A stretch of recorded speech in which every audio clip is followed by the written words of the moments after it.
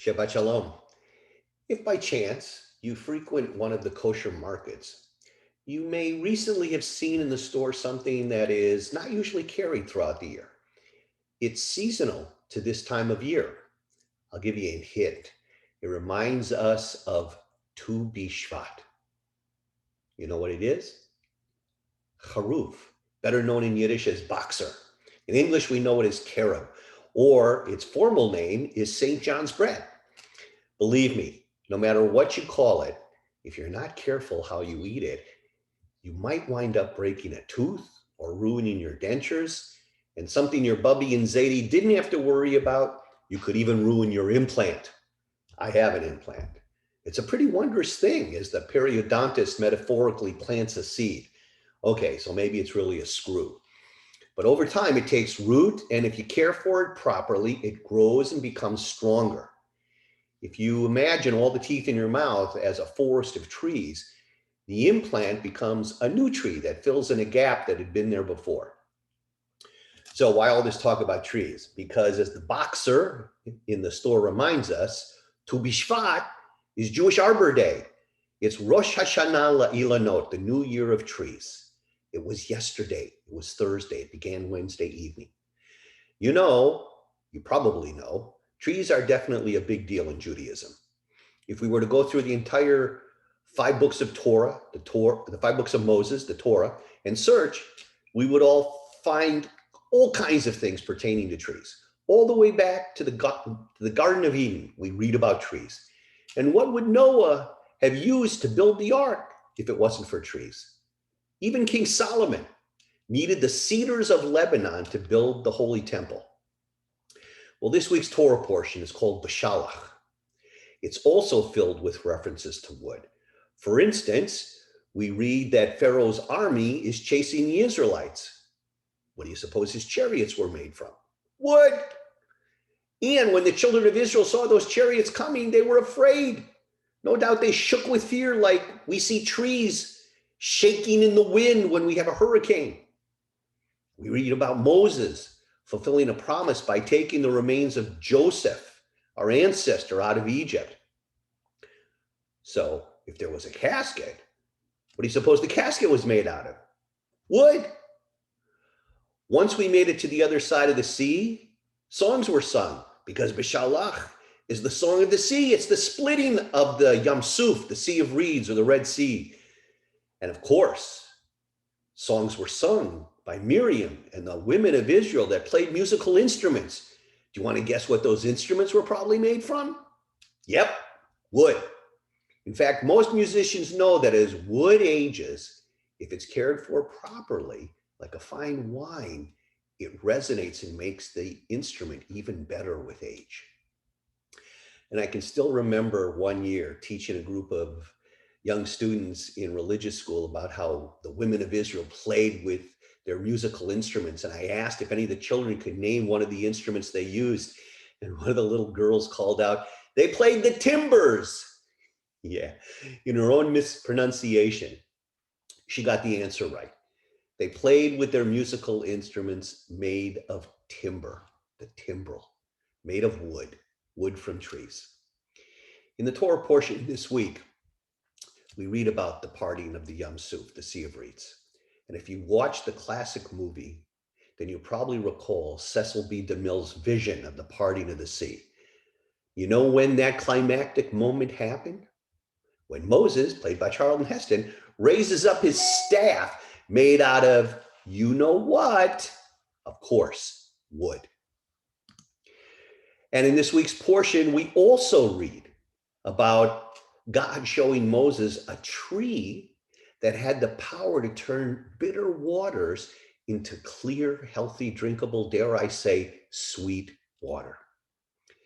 As we observe Tu B'Shvat this week, we should also be reminded that we too are living in a sea of bitter waters. We are living in a divided world and a divided country. Many are fearful that this time is a time unlike any before. Many fear for our democracy, for our government, and our well-being. Many have doubts and fears that this dark time will not pass soon enough. The funny thing is that we celebrate this new year of trees at this time. Not just that this time is difficult, but this is winter in Israel. It's not a time when the trees are in full bloom, nor is it a time when they have a lot of fruit on them. But sometimes we have to look beyond what the eye can see. Because if we were to look below the surface, we would find that the tree has taken root, is preparing to sprout and to blossom and produce new fruit. It's like the preparation for the dental implant. The screw, the root has been planted, but it needs time before it's strong enough to hold the tooth that will adhere to it. I had a hole in my grin for almost 6 months before that implant could be placed. So, for those of us who are shaking like a tree in the midst of a storm, don't despair. It is in moments like this, when things look their darkest, that true growth occurs. What is it that the song says? Dark clouds are gonna clear up, put on a happy face, spread sunshine all over the place, just put on a happy face. Okay, maybe that sounds rather idealistic and optimistic. You and I both know that it's going to take a lot more than a happy face to bring about the changes that need to be made to get beyond the hate, the jealousy, the anger that's causing such a great divide among us. There's a midrash on this week's Torah portion that tells us that the sea actually split not into one path, but into 12 paths, one for each tribe of Israel. Can you imagine if we Americans had to cross that sea today to get to our promised land, a better republic and democracy? There would probably be two paths, one for red, one for blue, one for Democrats, one for Republicans, one for conservatives, one for progressives, because we are in fact divided into two political families. And the hate, the name calling, and the rage on both sides is still growing. We fail to understand that the trees we cling to are all different kinds of trees. We seem to forget that there are many different kinds of trees in the world, and each tree serves an important purpose. And so do each of us, no matter which side of the political fence, made out of wood, we find ourselves. So at this time, as we've celebrated Tu B'Shvat, the new year of the trees this week, let me share with you some lyrics that were written by Neil Peart, Geddy Lee, and Alex Lifeson, better known as Rush. And I hope we will learn from their words and rush to do what is right before the landscape of our country is irreparably harmed. There is unrest in the forest. There is trouble with the trees, for the maples want more sunlight and the oaks ignore their pleas. The trouble with the maples, and they're quite convinced they're right, they say the oaks are just too lofty and they grab up all the light.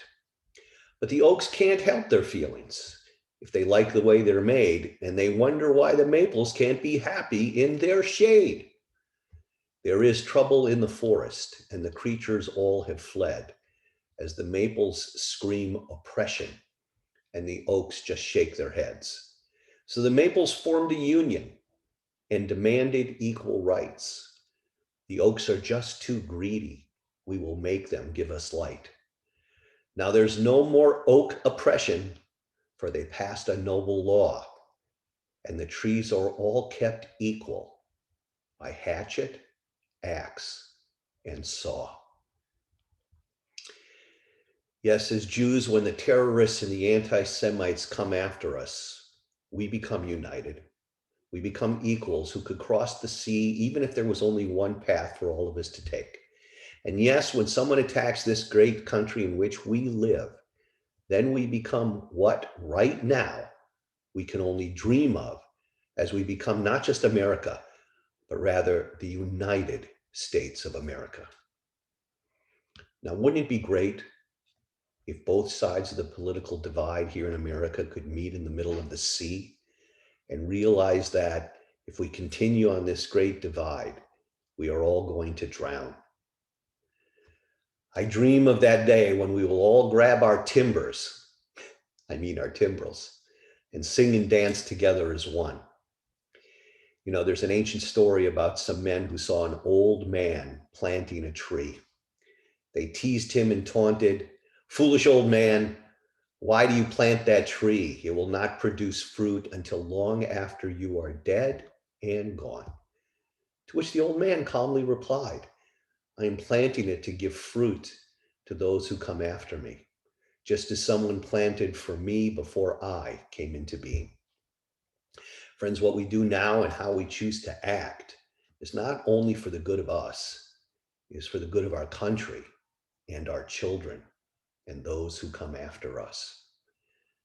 I hope and I pray that I planted a seed for thought in your hearts and in your souls. Amen. Shabbat Shalom.